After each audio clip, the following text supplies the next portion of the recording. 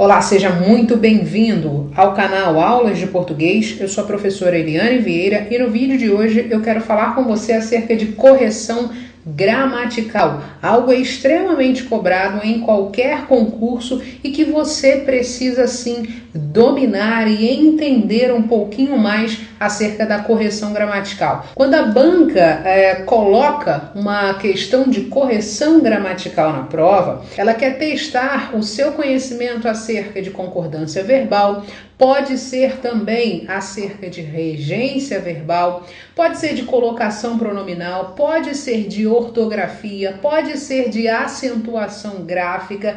Tudo isso é cobrado em correção gramatical. De uma maneira bem prática e bem objetiva, para você não esquecer, quando você vir uma questão de correção gramatical, você deve olhar, ficar atento a todos os detalhes. Quer dizer então que eu preciso analisar o emprego do acento indicativo de crase em uma frase? É lógico que sim, porque isso também conta como correção gramatical. Então você deve observar tudo. Eu separei aqui 6 frases com erros bastante comuns que muitos candidatos erram na hora de resolver uma questão.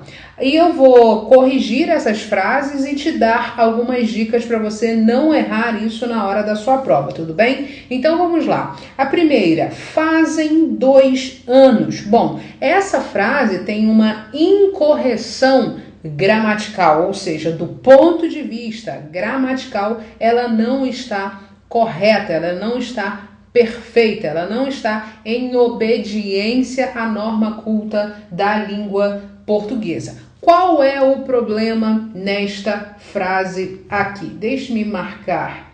Qual é o problema nesta frase? Nós temos o verbo fazer. Verbo fazer na indicação de tempo é impessoal. Então vamos colocar aqui: tempo é igual impessoal. E o que significa? Eu já falei isso aqui várias e várias vezes. O que significa um verbo ser impessoal? Significa que não existe uma pessoa gramatical para ele fazer a concordância. Logo, 2 anos não é o sujeito do verbo fazer. Qual é a forma correta então? Você vai escrever faz 2 anos, ok? Então, repetindo, verbo fazer na indicação de tempo é impessoal, ele permanece no singular, portanto, não esqueça isso. Veja número 2, foi assistir o filme hoje. Também temos uma incorreção em relação a essa frase, uma incorreção do ponto de vista da regência. Perceba que aqui eu tenho o verbo assistir. O verbo assistir tem várias acepções. Ele pode, dependendo do contexto, assumir várias regências ou regências variadas.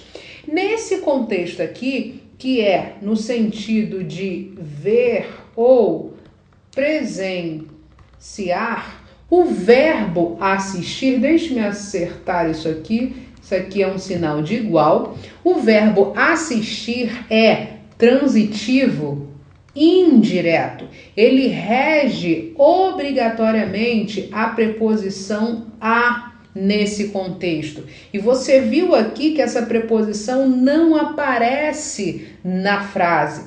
Então, a forma correta é foi assistir, no sentido de ver, presenciar, ao filme hoje. Então, foi assistir ao filme. Neste caso, aparece aqui a preposição. Então, deixe-me colocar aqui, preposição. E este o é apenas o artigo que determina o nome filme. Então, assistir, no sentido de ver, presenciar, é transitivo indireto. Ele vai reger, portanto, a preposição a, ok? Esse é o problema, essa é a incorreção da frase número 2. Veja a número 3. Comprei ele para você. Nós temos um problema aqui em relação a este termo, a este pronome. O que você deve lembrar sempre nesse tipo de construção? Que o pronome pessoal do caso reto, por exemplo, eu, tu, ele, que é o caso ali, nós, vós, eles, elas, ela, isso tudo é pronome pessoal do caso reto. E esse tipo de pronome não atua como complemento verbal. E você viu aqui que o verbo comprar é transitivo direto. Quem compra, compra alguma coisa. E o ele, que é o pronome pessoal, nesta frase está, entre aspas, atuando como o complemento do verbo. Mas o pronome pessoal do caso reto não pode atuar como complemento verbal. No lugar desse tipo de pronome, nós devemos utilizar os pronomes oblíquos. Então, como aqui é ele singular e masculino, eu vou trocar este ele pelo pronome oblíquo e aí nós temos a seguinte construção. Comprei troquei aqui o ele pelo pronome oblíquo, comprei-o para você. Então não se esqueça desse detalhe, o pronome pessoal do caso reto não vai atuar como um complemento de um verbo. Você deve fazer a substituição pelo pronome oblíquo, ok? Então, comprei-o para você é a construção correta. Veja a número 4, não há regra sem exceção. Esse tipo de construção também é explorada em prova de concurso, porque às vezes você fica tão atento ao emprego do sinal indicativo de crase, à concordância verbal, à regência verbal, à colocação pronominal e você esquece de um detalhe, na verdade de dois detalhes muito importantes. O primeiro, olhar também a parte ortográfica, analisar se na frase não existe erro ortográfico, por exemplo, e também em relação à acentuação gráfica. É muito importante que você também verifique se existe algum erro em relação à acentuação. Muitas vezes a gente foca somente nessa parte sintática e a gente esquece da ortografia e da acentuação gráfica, como eu falei. Então veja número 4, não há regra sem exceção.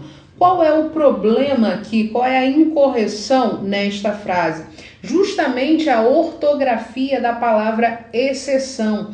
Exceção você não vai escrever com 2 S's aqui. Então deixe-me colocar a forma correta, é exceção com cedilha. Então não há regra sem exceção, tem esse dígrafo aqui e depois um C cedilhado, ok? Então tome bastante cuidado em relação à parte de ortografia, porque a ortografia confunde bastante.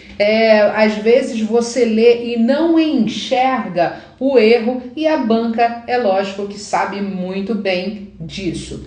Depois nós temos a número 5, houveram muitos boatos. O que você tem que lembrar? Isso eu também já falei bastante aqui, já dei várias aulas acerca desses dois verbos. Vou marcar logo a número 6, existe muitos boatos, porque esses dois verbos andam ali bem juntinhos e você não pode esquecer isso na hora da prova, ok? Na hora da prova, na hora que for fazer um simulado, na hora que for fazer um exercício, isso aqui é um tipo de erro que você não pode cometer.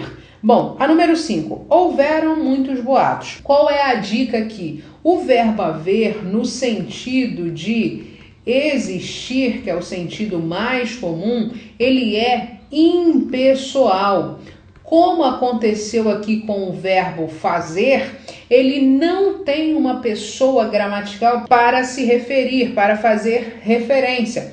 Logo, o verbo haver vai ficar no singular. Então a gente não escreve houveram muitos boatos, e sim houve muitos boatos. Nesse contexto, o verbo haver é transitivo direto e muitos boatos funciona como complemento desse verbo, ou seja, o objeto direto, ok? Então, o verbo haver no sentido de existir é impessoal. Logo, ele não vai se referir a uma pessoa gramatical e vai permanecer no singular. Agora veja o número 6. Existem muitos boatos. Ao contrário do verbo haver, o verbo existir é pessoal. Então, deixe-me colocar aqui.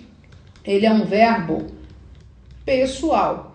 O que isso significa, professora? Muito simples, ele vai se referir sim a uma pessoa gramatical. E se essa pessoa gramatical estiver no plural, o verbo existir deve figurar no plural para fazer a perfeita concordância entre os termos. É o que acontece aqui. Quando eu digo existe muitos boatos, eu estou cometendo um erro em relação à concordância.